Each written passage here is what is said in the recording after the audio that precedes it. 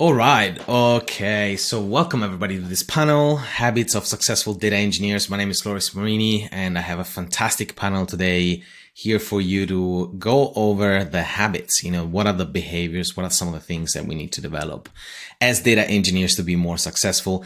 The core question here, as you've seen from the panel description, is the frustration that we often have as engineers that we don't really get invited to strategy meetings. If you think about it, when was the last time that someone said, "Hey, I value your opinion. Can you come and sit with the CEO? We need to design, a 1 year, 2 year, 3 year plan." We often treat it as just the executional arm. We're technical people, so we sit with IT and we do our IT thing, but we don't really talk about business. And the second question I have for you is, do you think your stakeholders know why and how you add value to them?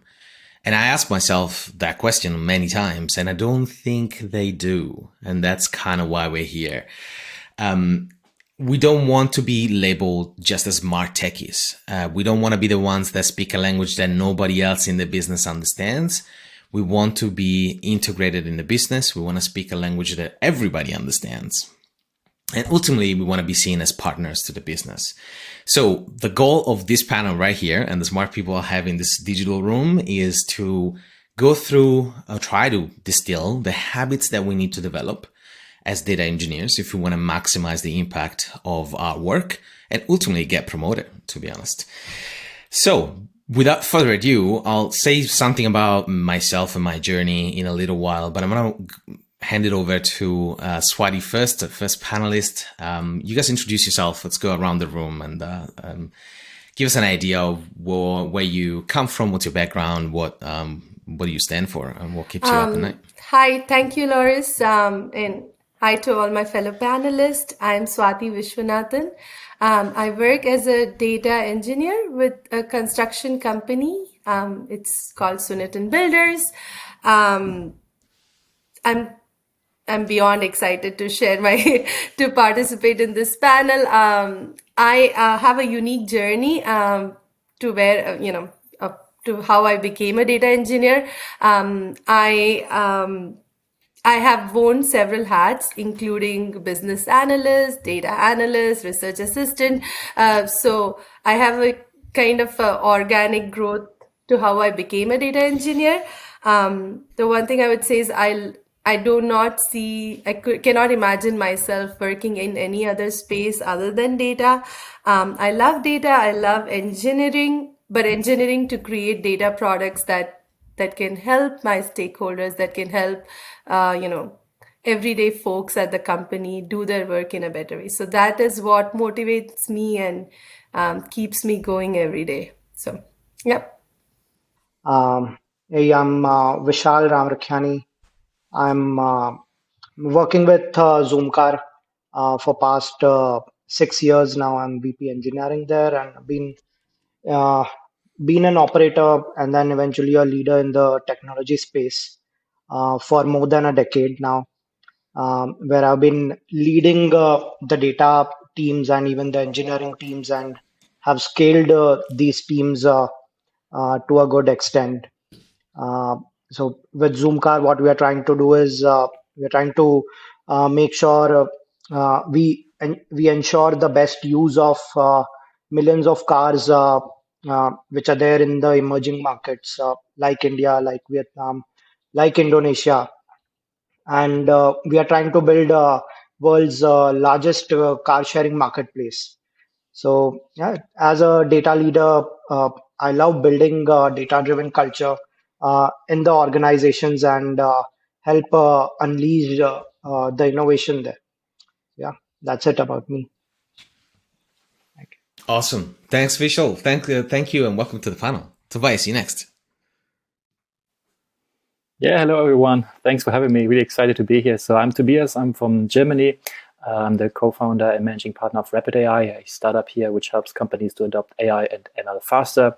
And before Rapid AI, I worked for more than 15 years in a corporate setting where I did several projects, data science projects, data science use cases, but also B2B product, digital products, and also developing a data strategy. So I'm really excited to have this discussion here. And last year I also published my first book. It's called AI-Powered Business Intelligence, and I'm really excited for that. And I'm also mentoring people who want to break into data science and data analytics. So I'm really looking forward to this conversation here and to talk about the non-technical aspects of it, right? Because I think we covered the technical aspects a lot, but when you enter corporate life, I would say the non-technical aspects sometimes, even overweigh the technical ones. And so that's why I'm so excited for this one here. Amazing. Absolutely. I couldn't agree more with you, Tobias. By the way, the book is an O'Reilly publication, AI-Powered Business Intelligence, which is a top on my reading list. And I have a feeling that we're going to have a podcast soon with you, Tobias, to talk about the book. So stay tuned. And you might ask, where do I stay tuned? So a little bit about me. I'm Loris Marini. I'm your panel host or facilitator of this conversation today. I am a bit of everything, a bit of an engineer, a bit of a scientist, but lately I became passionate about the bridge between the technical aspect and the business aspect when it comes to data, mostly from, a direct experience, leaving the gap on my skin, going to those C-level meetings with lots and lots of details and lots of technical plans, and hearing crickets, nobody engaging, and I'm like, okay, something is wrong here. This stuff matters. You should listen to me. I'm sure this stuff resonates with many of you, and so I decided to explore how do I bridge the gap. And it started out as a fun conversation with a few mates, ended up in a podcast, and now I am 2 years in the journey. It's at discoveringgdata.com. And if I was to summarize the whole thing, what are we doing and why we do it? The idea is, there's a lot of talent out there in the world. Most of the struggles you feel in the first 5 to 10 years of your career, someone else in the world has already figured out the answers to those things. It's just that you don't know. It's really a lack of knowledge. And so I thought, if I go around the world digitally and interview the best people I can find on the internet, surely I can turbocharge my own development, my own personal growth, and as a result, my career as well. So if this stuff resonates with you, check out the discoveringgdata.com website /episodes if you want to see the archive. But we'll have links in the event page as well if you guys want to follow. And now it's time, I think, to dive into the panel itself. And we have a few points today. Not a heap of time, many important points. So in no particular order, I'm going to throw in the room. And the first that feels like adding some thoughts, by all means, go ahead.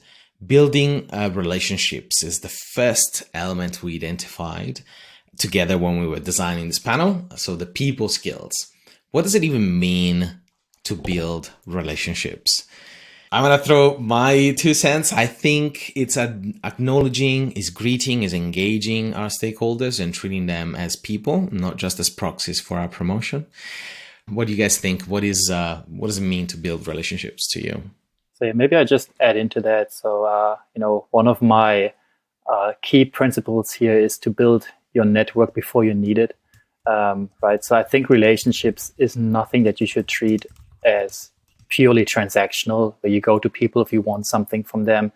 And especially in the data world where we, actually need something from someone all the time, it's very important, to make those connections before, I would say, it gets critical, right? And this is not, as you say, right? It's not about demanding something from them. It's about building relations, getting to know the other persons, especially if you look, if you work in a corporate setting, also understanding what are the nuances, like who are the people who have influence, who are the people who, maybe can be just a good listener, right, for you, or people who can give you some input.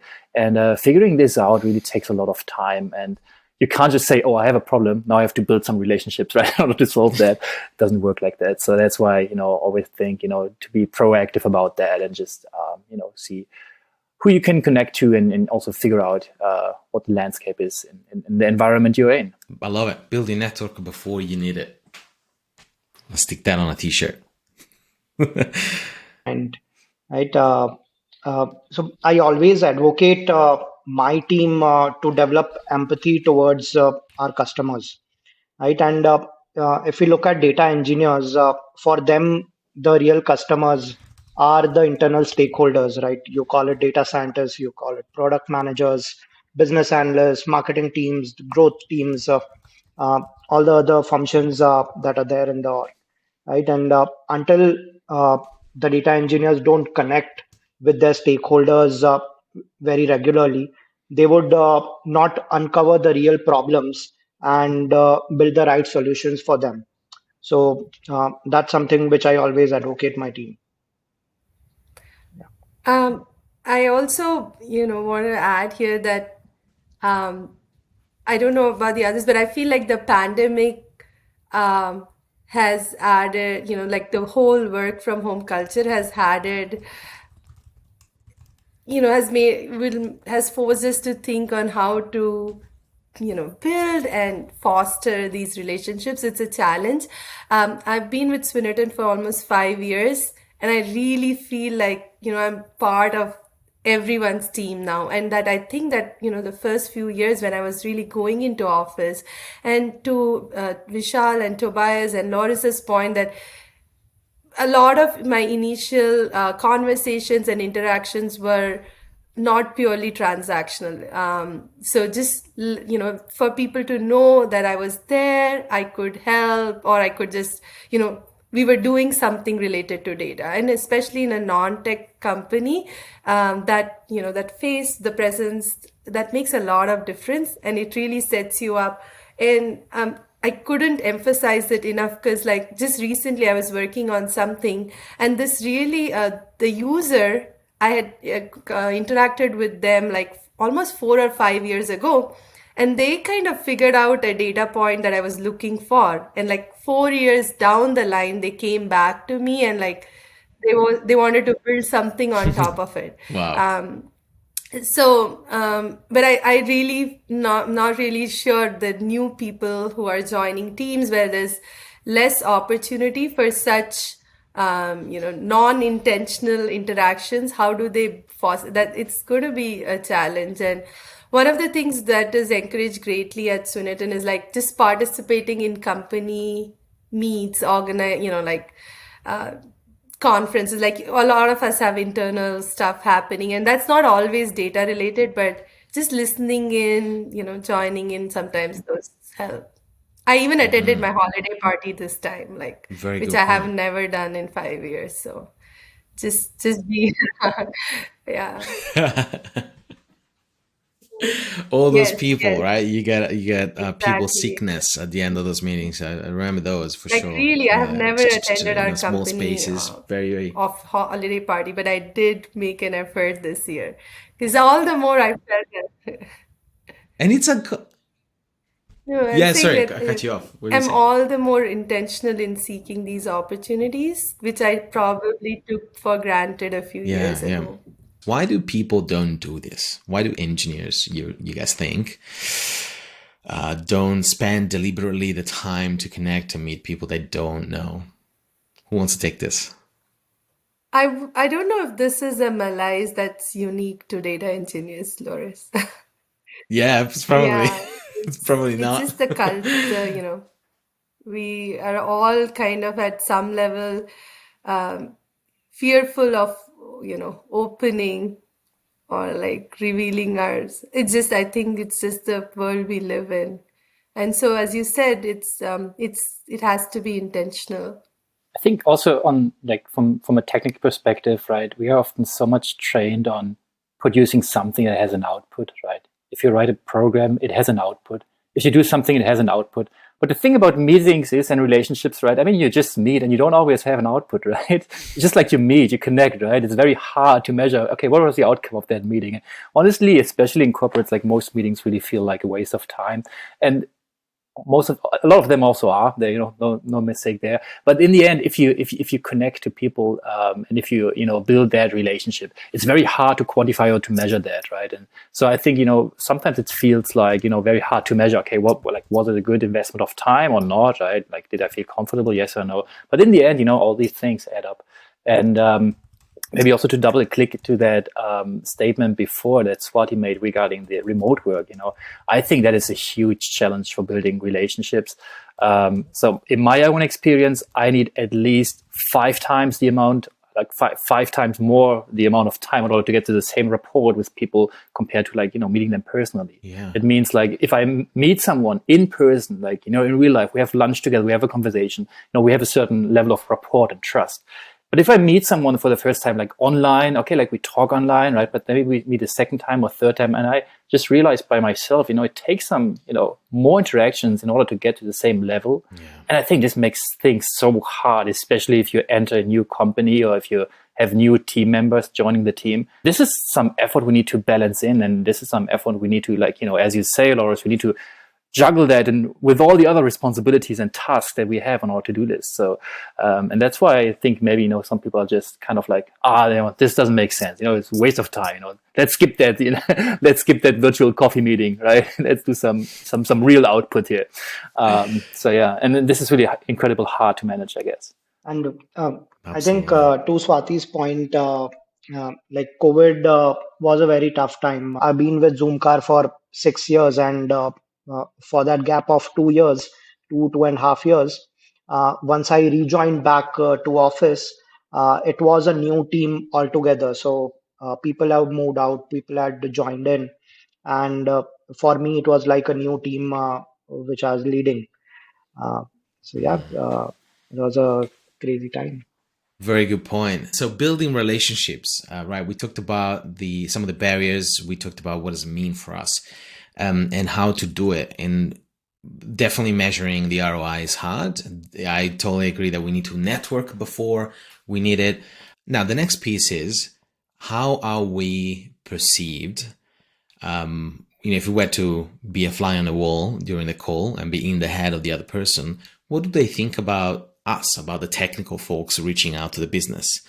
Do they see us as, strange, distant, hard to understand, or are they open to learn more about what we do? What's been your experience, guys, and how do you create that rapport, I suppose, to quote an important term that Tobias mentioned before, with your audience? Honestly, like my point. Sorry, didn't want to. I just want to say. Yeah. Okay. Awesome. Yeah. My secret or my golden rule for building rapports is there is no golden rule. Honestly, it sounds silly, but it is like that. The problem is that, like, different kind of people are triggered by different kind of like things, right? There are, for example, some people who like, to have this personal relationship, talking about like, what do you do for the weekend, having this kind of like personal interactions. But I know also some other people, they are totally annoyed by that, right? Mm-hmm. If you like, they are fine, like, just jumping into the right technical business stuff first, and then at the end of the meeting, also, chat something privately or so, right? And this is like, one dimension that, you need to figure out. And the other one is, okay, what kind of language like you need to speak to them? Like, is it like, do you speak more to technical people? Do you speak more to managers, to executives? Like, do you just spoil the end of the story, or do you need to build, some kind of story in order to keep them engaged? And I think this is really, there's no kind of like, one size fits all. Mm-hmm. And I think the actual skill that, someone needs to build over time is to figure out how other people tick in a very short amount of time. Ideally, within the first seconds of, seeing someone or meeting someone, to figure out, okay, like, how can we build that rapport? How can we get that, certain level of interaction? And I think the only way to get there is, just by experience, right? Mm-hmm. You have to interact with people a lot of times. It's just like, you're just training the skill of reacting to other people, listening to other people, communicating to other people. It's nothing that you can learn from books, right? And that's why I think, there's no golden rule except for, just go ahead and, just do it. Right? Yeah, definitely. And there's just to chip in with an idea, you just triggered something in my brain. There's also, there's many ways, right? Like, you can build that rapport by talking about cricket or football that is not really related to the business. But if we are in a business context and you want to put yourself at the center, or accelerate your progression in your role, you need to focus, right, a lot on the business. And so that means knowing what those people you're talking to really care about. What are the KPIs they always have in mind? They go to bed and they think about, okay, tomorrow, the first thing I need to check that, how are we trending? Are we up? Are we down? I think that comes mostly from you, Vishal. That I'm throwing you under the bus here. But in our prep, we talked about over communicating and the multiplication factor when we are interacting with people. Do they know why we exist in the first place in the organization? Why we add value to them and how we do it? What was your experience going from an engineer to a VP of engineering? You surely had to do a lot of communication, a lot of storytelling. What did you find? What was the challenge there? And then we're gonna go back to Swati on that question around the hook. How do you connect with people? So I think for me also in my initial years it was a bit challenging because again I had a very engineering mindset, whereas like okay, this is my space and this is my safe space. I would not move out from that space, and for me it took probably couple of years to grow that mindset where I consider that okay, uh, not just engineering, even product, even business. All of these are my counterparts and are my peers, and I need to connect with them, right? And I think there's one interesting exercise which I ran with my team when the data engineering team was very new into the system, and they were not going ahead talking with the business stakeholders. They were not connecting much. So what I tried doing was I started a fun Friday quiz, and the quiz was nothing related to engineering. It was all the business questions. Yeah. So you tell me which city had the highest revenue in last week. Tell me which city had the highest booking count in last 1 month. And these questions Yeah. got a lot of curiosity in them.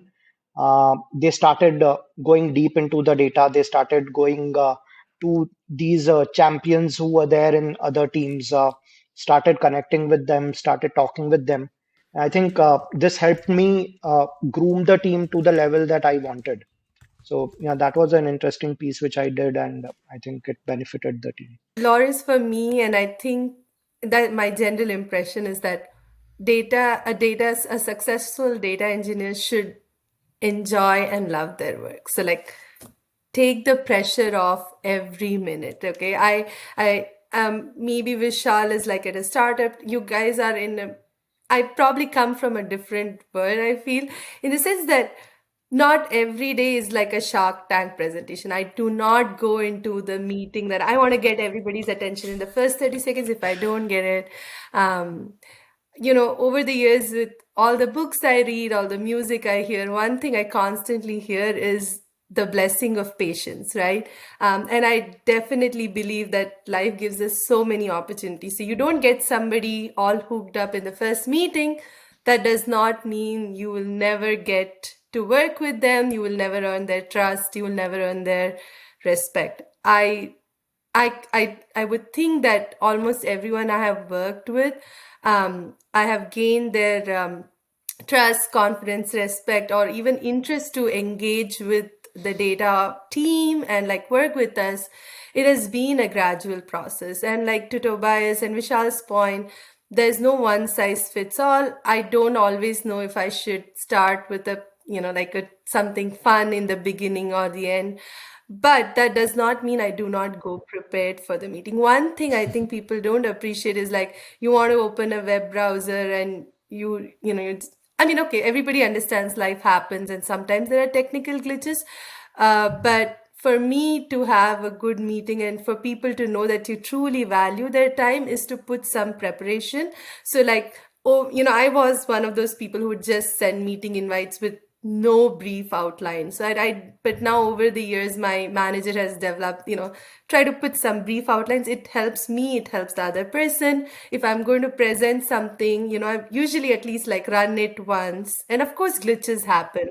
I think those are the things that let people know that you truly appreciate their time, that you appreciate their insights. And I also want to say that my experience, even with the executives, has been I mean, anecdotally, I've heard that, they just want to come to the point. But I feel that a lot of our leadership is just as humane. I mean, of course, it depends. Are you attending a board meeting, which I'm not most of the times. Yeah. So they are just as human as us. And if we go with like an open mind, they also want to know about Swati. And, they do ask me sometimes stuff. And I think just I feel like I have come this far and I do not see myself doing anything other than data because I really enjoy this work and I don't make it a very high stake game. And I think, for data driven culture, we want these to be long haul strategies, right? Like long haul. We are here for the long haul. We want to be with the company. True. We want to be part of the Yeah. process. So, yeah, I don't know if I answered the question, but Yeah, absolutely. enjoy getting, but do Absolutely. your preparation. Yeah, that, yeah. they are not contradictory. They go hand in hand. Yeah, it's one and the other, absolutely. And give them a chance for sure. These are people at the end of the day, they want to get promoted as well. They want to bring, results. They want to connect and want to feel a sense of belonging. They have all the human needs that we do. So that's, I think this is the common point, right? The hook is fundamentally we're both humans. One spends most of their time behind a laptop coding. The other one, most of their time preparing PowerPoint presentations and talking. But fundamentally, we have the same objectives. Tobias, do you want to say something? Yeah, maybe just one addition there, because I totally agree on you need patience. But I think there's also one moment where you don't get a second chance, and that is for the first impression. And I think there are two types of meetings or connection scenarios, right? The first one is you engage, right? You reach out to someone. But there's also the other chance that someone reaches out to you, especially if this is a random encounter. And what I always found very helpful is to have a mini pitch or mini description ready of what I'm currently working on and what this is, because working in the data field, right, I very often find myself kind of so deep, intermingled in some kind of complex thing, right? And then some other guy from another department comes in and goes oh, what are you doing there, right? Or what are you working on? And then you feel and then you don't get a second chance, to come to explain that. True. So it's always good to have something I'm working on project X, that's for Y, and I'm working together with, I don't know, right? And if you have that one line prepared and you can just wake up at 3 a.m. in the morning, right? And just knock that out, that's so helpful. Because you don't need to think about it, right? And it makes a really good first impression on, anyone who just approaches you and asks you what are you doing? Yeah, because if you go to a salesperson, what are you doing? Yeah, they've got sales, it. right? I know. So yeah. But for data, sometimes it's really, really, because we end up working on things which no one actually expects us to do, right? So, it's the intangibles, right? Nobody sees the work we do. We get I love that. tools that they use, right? Most of the times they'll be they say do you do a BI tool? They'll just think that's and it is so much.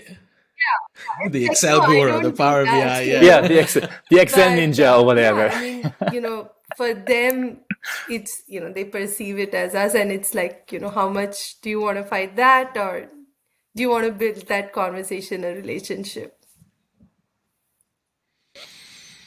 Absolutely.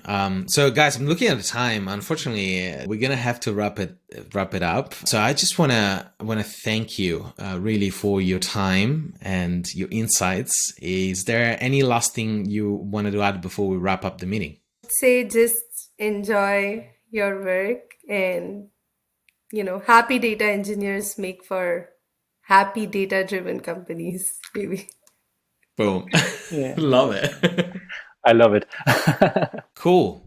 Awesome. Well, for those that are online, I hope you use that chat. I forgot to mention it at the beginning, but by all means, do interact. I suppose it's a little bit too late to to remind you of interacting, but I'm sure that we all enjoyed staying here and sharing as much as possible with you, and make sure to keep learning and stay tuned with the conference and with the Discovering Data podcast, as we're going to have more of these conversations with these three amazing people in the next few weeks. So a big ciao from me, and I'll see you soon. Bye, guys. Thank you. Thank you.